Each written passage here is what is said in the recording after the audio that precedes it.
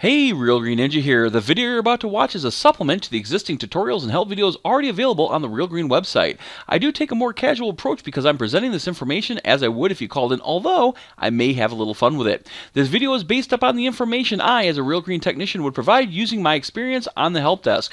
This video was created on my own time to assist with areas of the software that may be waiting for an official help video or tutorial. At the beginning of the training video, I will have the version of the Service Assistant the video was made with. I will also try to be as accurate as possible, but be aware, as Service Assistant updates are released, things may change. I'm using the name Real Green Ninja as not to stand out from the other amazing technicians that I work with. I hope the information in this video helps you, so grab a cup of coffee, and I hope you learn something new.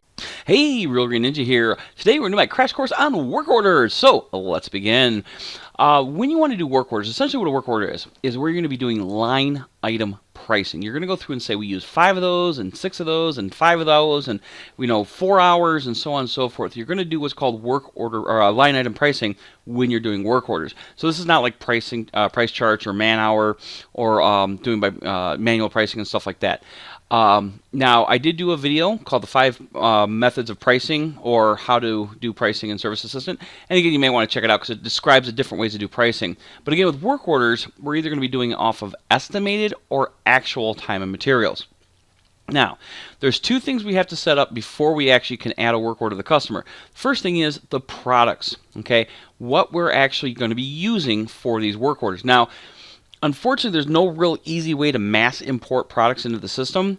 You do have to add them individually. So what some companies will do is they'll go through and add the products as they use them.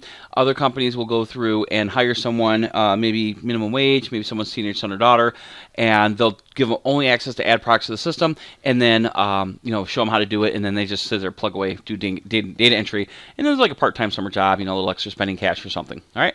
I also did do a video on the product screen itself, talking about how to add the products, what the categories and stuff like that are. So again, it's one of those things you might want to watch that parameters video. This is part of my parameters series. Watch that video, and it goes into more detail about adding products and so on. Now, I do have products already in the system.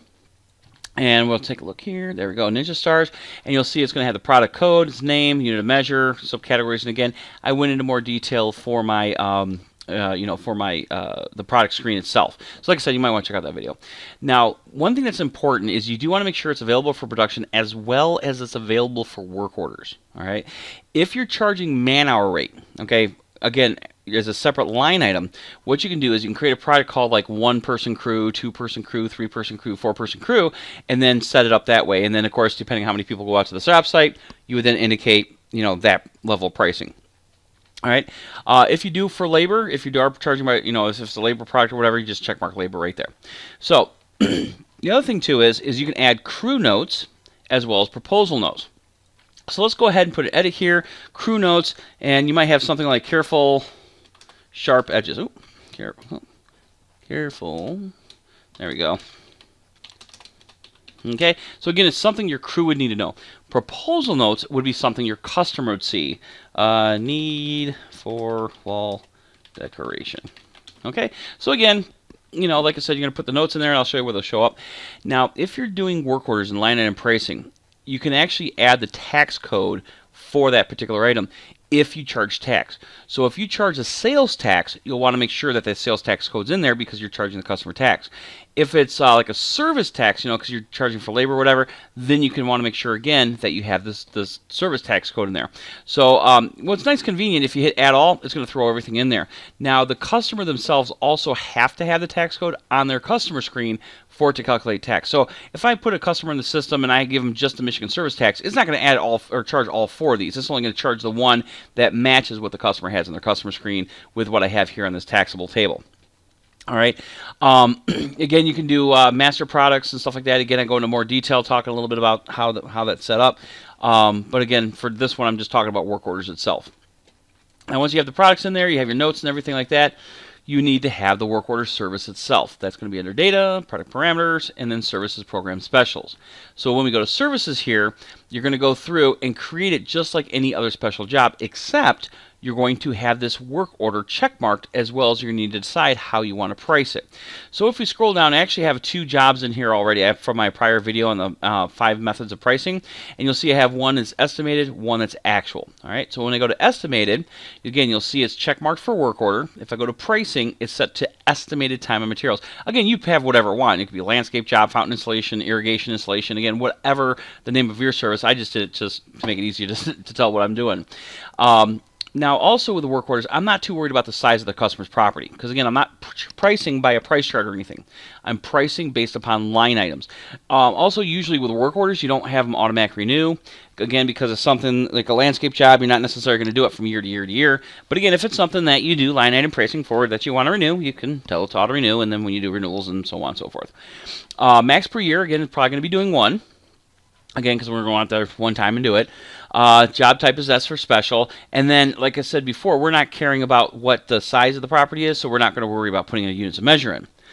You can set up your acceptable schedule dates and stuff and say we can only schedule it available for like Monday through Friday because that's what the crew is available or whatever. But like I said, pretty much for the most part, it's just like setting up a special job. But you'll notice that when it's set for work order, there is no tax grid like other services. So if I go to tree trimming, you'll see the tax grid there, because remember, I'm choosing what taxes to be charged based upon the products that are going to be added to this work order. If we go to the work order actual, pretty much I did the same thing. The only difference is I have it set to actual time and materials. All right, so now we got the products in the system, we got the services in the system. Now let's go ahead and add a job to a customer. So we're going to go ahead and go to a customer here. I'm just going to grab someone at random, actually kind of random, someone that doesn't have a lot of stuff on the screen, so it makes it easier to find things. And so we'll just use here Joey Kramer. All right, so when we go to add the work order, we're going to click on this little icon and then special job, because again, we're doing it as a special job and it's set to work order. So we hit add special job. You're going to add it pretty much like any other special job. You're going to select the code and stuff like that. And we'll just add the estimated one here first. And then of course you're going to put a call ahead of reasons. Like I said before, we don't care about the size, so the size didn't pull over because I didn't tell it to.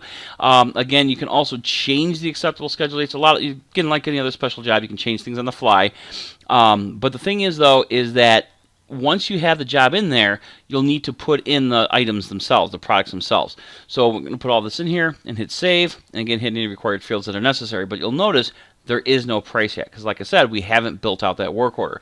So when I click this little clipboard right here at the top where it says show hide work order, it's going to bring me to this screen.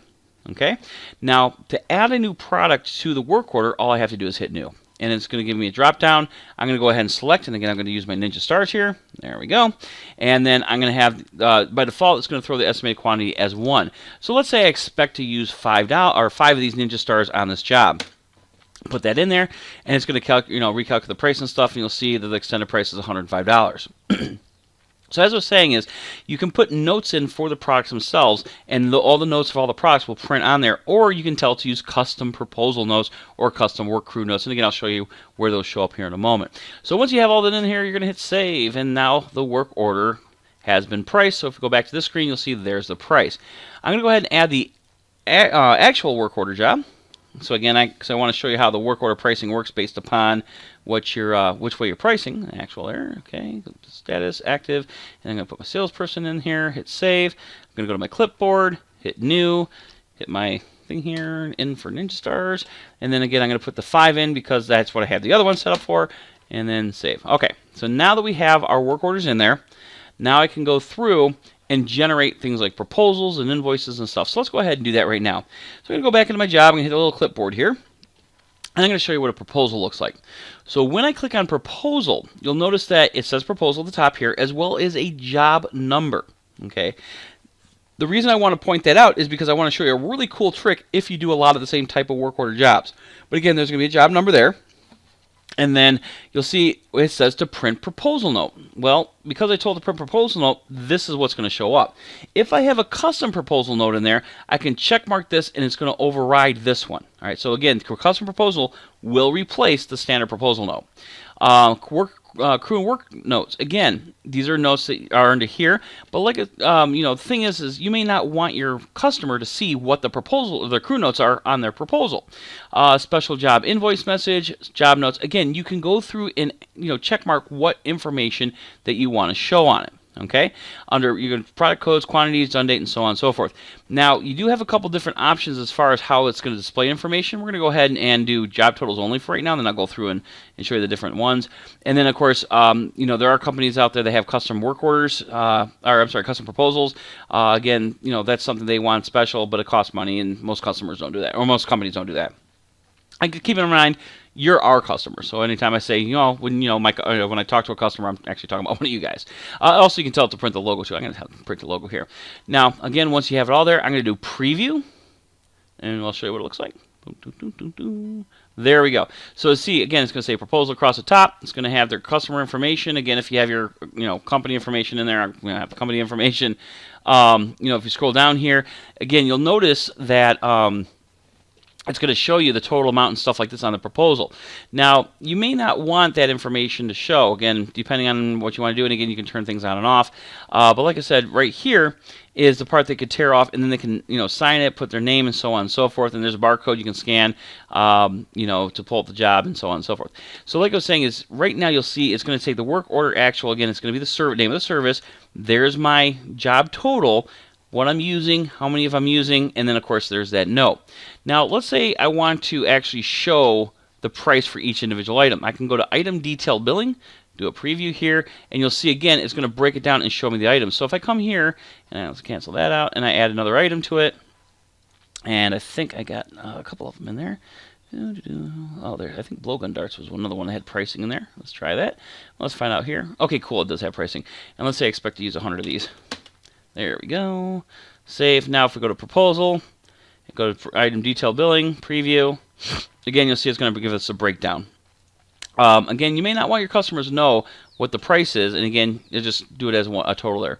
You can also do combine product code, and again, depending on what you're doing and so on and so forth, it will change how it looks. And like I said, I always tell people play around with it, have an example customer play around with, preview things, and then make sure it looks the way you want. All right. So again, that's a proposal. You can print it out, you can email it, you can even export it out to whatever. But like I said, print or email is the most common things people do. Now, when your crew is actually ready to go out there and do the work, they're actually going to use a work order, which is this. So again, you'll click on work order. Again, you'll see the proposal notes is unchecked because, again, this is more for the crew. Crew notes is checked because, well, it's for the crew. Again, special job invoice message, job notes, incomplete work, only completed work. Again, you can go through and decide how you want that information to present itself. And again, you can tell it to mark invoices printed, and you can tell it to print flag codes. All right, so again, let's go to item detail billing. Nope, it's not letting me. What the heck? Maybe it's because that's checked. Oh, I'm not sure why it's not letting me choose it. Oh, it's been a long day. It's because this is a work order. So if we do preview, again, this is what your crew would have in hand. You'll see there it's going to show the different items in here, but you'll notice there's no pricing information. Again, that's why the billing thing wasn't working, because I forgot I'm doing a work order, not a proposal or an invoice. But like I was saying is, there's that job number, there's a schedule date, and so on and so forth. This is what you give to your crew so they know what to do. Now, you can also do an invoice. Again, this would go to the customer. You can decide whether or not you want to show certain information in there. Do a preview. Again, you'll see now instead of proposal at the top, it says invoice at the top. Again, it's going to give a breakdown and everything, and then down here, it's going to show what they owe. Now, keep in mind, though, if you're doing actual time and materials and not estimated, you'll want to make sure to put in those actual amounts before you generate the invoice, because those actual amounts can change the price. Again, I'll show you how that works in a little bit. So like I was saying is, be careful, because it is important, because you may or may not want the customer to see the individual pricing and stuff like that. So again, I always tell people preview before you print to make sure that you have everything looking the way you want. Now, once all they get in there, you can print print or email out to your customer, and then you can once the customer gets the invoice, they send the payment in, and so on. I can't show you the statement right now because we haven't posted production on it yet, but I can show you what the packing list is. Let's say you have a yard crew. You can actually give them this packing list, and they can throw all the materials that are needed onto the pallet, wrap it in plastic, and then put the packing list in there. So again, they could even go through and put in how much of the materials they have, and so on and so forth. All right. So again, there's a couple different things you can do with work orders. And like I said, I can't show you a statement right now because we haven't posted production on it. So let's go to the other work order, the actual, and we're going to make the actual match. Oops. Oh, that was the actual one. I got to go to the estimated one. Ha. Oh, like I said, it's been a long day. I'm going to just push it down there. Oh, actually, I'm sorry, hit new on this. There we go. And I think it was blow dart guns, or blow gun darts. There we go. And then, again, I think I put 100 in there. And then save, and then close. Okay. So I got to set up the way it is. Now, when you're ready to pull the work, like I said, you generate the work order, give it to your crew. All right. When the crew comes back and does the work, you're then going to tell the system how much time and materials were actually used. Now, if the job takes a couple days, you may want to hold off until you get the final totals. Okay? So if we go to the estimated, and we come in here and go to the work order, and go to edit, we can tell the system that instead of using 5 of them that we estimated, we actually used 8 of them. Okay? Instead of using the 100 blow garden darts, maybe we only used 65. Okay? So again, this is the estimated one. All right, we're going to hit save, and again, you'll notice when we go back to the job screen, the price is still $605. Now, if we go to the actual one, and again, this is the reason why you want to hold off until you print that invoice, or hold off until you put the actual, if you're doing actual quantity, before printing that invoice. If we come in here and do the actual quantity, again, we're going to do the same numbers. We're actually used 8 of those, and only 65 of those. When we save, you'll see, when we go back to the job, the price has changed. Again, the estimated quantity, if it's set to estimated time materials, it's going to use the totals for the estimated. If you set it to actual, it's going to use the totals for the actual. All right. So now, when we complete the work and everything, again, they can bring back the work order. Make sure to update your quantities, because even if you're not doing actual pricing, you still want to put actual quantities used, so that way you can keep track of inventory if you're using it to keep track of, with our software to keep track of inventory. Okay, so once we go and once you do the work and everything, you update the actual on the job itself. Then we can go and post production on it, because you want to post production with the correct pricing. If you post production before updating the actual quantity and you're pricing by actual, you'll have to reverse production, correct it, and then repost production. It's just a headache. So again, remember, update the actual quantities before posting production. If you're pricing on actual quantities, make sure those are updated before you print that invoice. All right. So now let's go ahead. We're going to cheat here. We're going to go right to the production screen by hitting the done button. Double click done, or I'm sorry, not hitting the done button. Double click the done box here. When we double click it, it's going to take us to the production screen for that customer. Now again, you might say, well, why can't I update there? You can update the quantities here, but the problem is it's not going to update the pricing, or at least not right now, the way the software is written, unless they change it in the last update. But as far as I know, it won't update the pricing. So if I come over here and I say, you know what, instead of doing 8 of them, we used 1,000 or 100 of them, again, you'll notice that the pricing has not changed. All right. So like I was saying, make sure to update it on the work order screen itself. And again, hopefully down the road they'll make it so you can actually put the actual quantities in here and it will update the pricing for us. And then I'm sure there's some reason for it in there.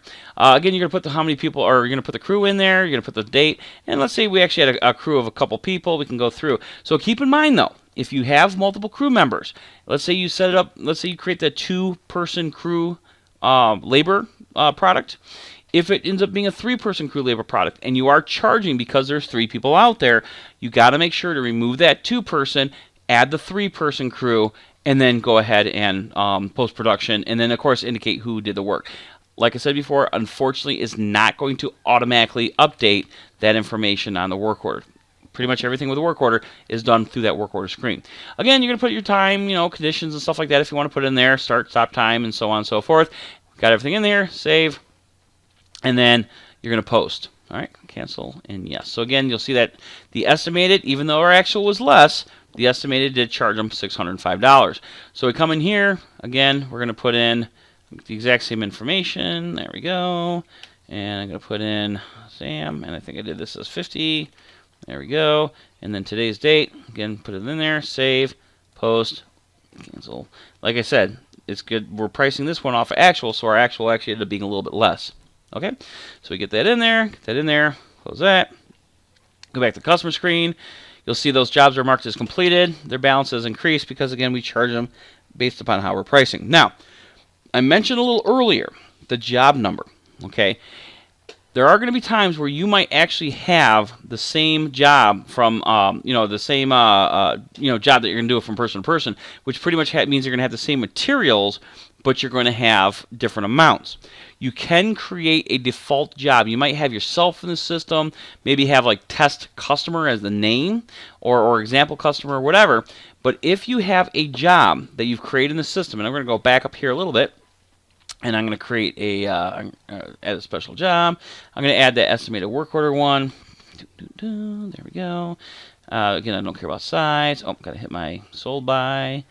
There we go. Active status. Oops. And then save and close that. Oh, I didn't mean to close it. Dang it. Oh, hope you guys don't hear the kids playing in the background. Well, I mean, it's okay to hear it, but I hope it's not distracting.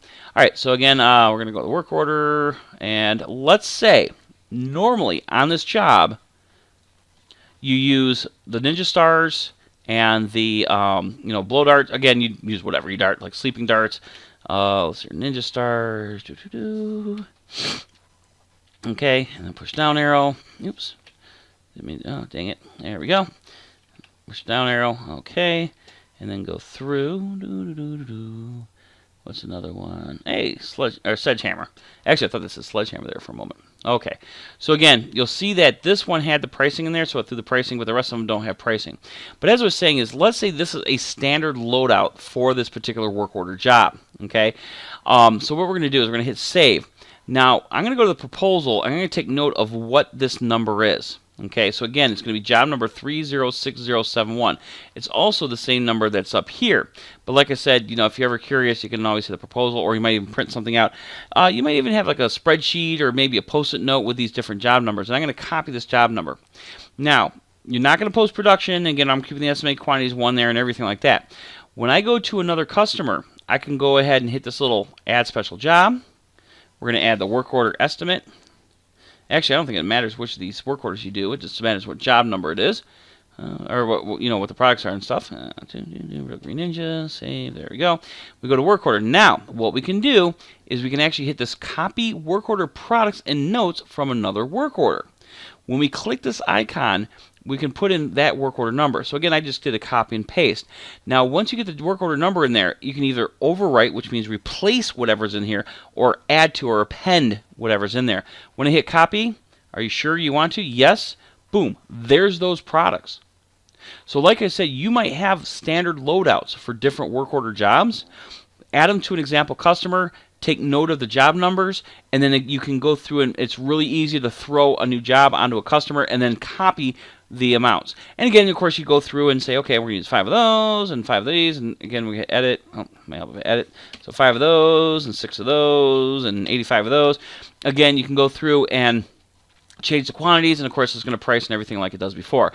So like I was saying is with work orders, as long as you're careful, they are very, very powerful because, again, you can charge the customer specifically for what you want, okay, as opposed to going through and trying to figure out price charts or manual pricing and stuff like that. And, again, you can use this to help keep track of inventory items and so on and so forth. You can also do diagrams and documents on the specific work order job itself. Again, it works very similar to the diagrams and documents that's under this tab here, except for it's tied to the job. Okay, you can also tell it to show all linked documents if you want. But again, pretty much in a nutshell, work orders are special jobs, but you got to mark them as being a work order job on the service parameter screen. You're going to make sure the products are in the system, and if you want to do work order pricing, or pricing or whatever, then you need to go through and add the unit cost and unit price and so on and so forth. You can actually change the price here. I could actually come in here and say it's going to be $520.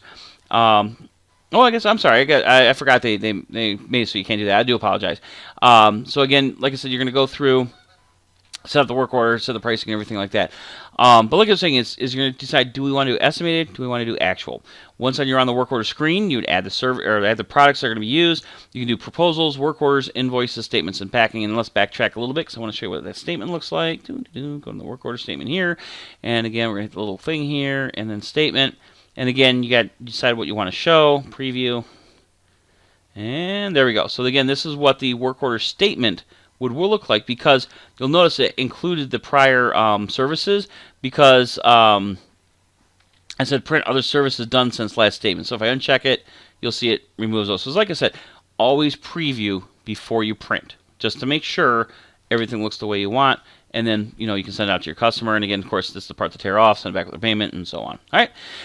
So that's pretty much my crash course on work orders. Again, there's other little things and stuff like that. Like I said, it's one of those things. Look at the help files, look at the help videos, but that pretty much covers all the basics and everything. So hope that helps. You guys have yourself a wonderful day.